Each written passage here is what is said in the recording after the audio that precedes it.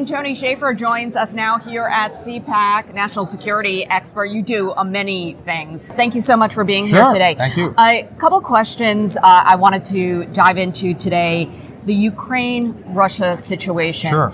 I think there are many of us who are a bit confused about what is actually happening, because to me, I'm hearing people that I respect on both sides of the aisle giving arguments as to why we should be there and why we shouldn't be there. Right. I'm confused, so maybe you can kind of give us a baseline of what. Well, I think that the baseline for me is we should be looking at what our interests are, not what the Ukrainian interests or the Russian interests. And I've seen both sides of it. I study the issue, and my assessment is this. We don't know what we're doing. You have a president who's willing to throw money endlessly at a situation without any hope of accountability or understanding of effect. And so what I've seen over and over and over at this point is a blind faith that somehow throwing money at something is going to resolve it. It's not.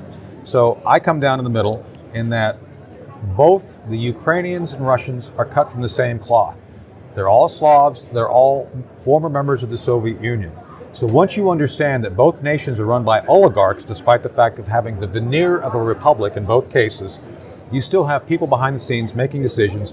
And I would argue the money that we're sending, like to Afghanistan, is benefiting the political elite, not helping the people of Ukraine. And if you want to do something to be effective, you've got to actually focus and target your funding and then seek feedback on how it's being used. We're not doing that.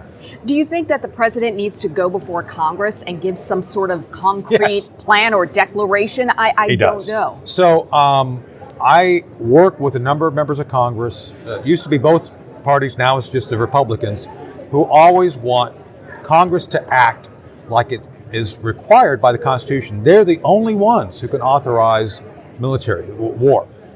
And no one has explained to Congress, to my satisfaction, of why we're there and what we're doing. Simply put, at this point, we're antagonizing the Russians without being helpful to come to a conclusion of how to end the war. Every other time in our recent history, the United States has always been the country that's the adult in the room who seeks to cease combat activities and get back to peace. We're not doing that. We're actually allowing China to do that. China is now seen as the adult in the room. They put together a 12-point peace plan, and now they're the ones by the world, seen by the world as being the ones who are the ones to follow.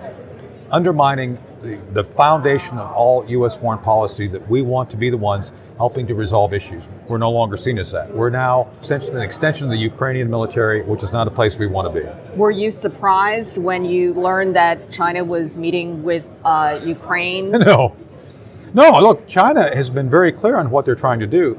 They've been dismissive of every contact with Biden. They did the balloon fiasco. At least my count is 3 of the 4 balloons we shot down were Chinese.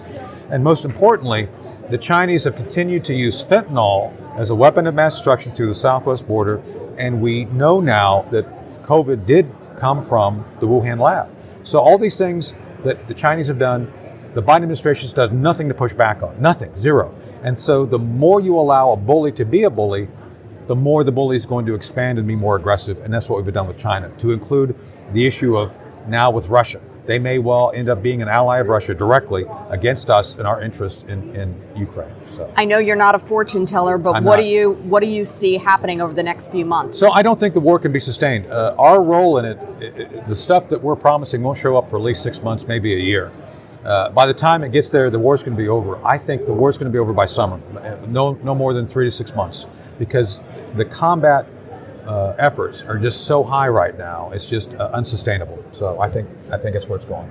Well, thank you so much, Tony Shaffer. I appreciate you speaking with us today. Thank you. Your information is fantastic, and once again, your book, Operation Dark Heart. Operation Dark Heart. Want to bring that into the frame and make sure that you go out and get that information. Thank you so much again. Hey, take care. Thank you.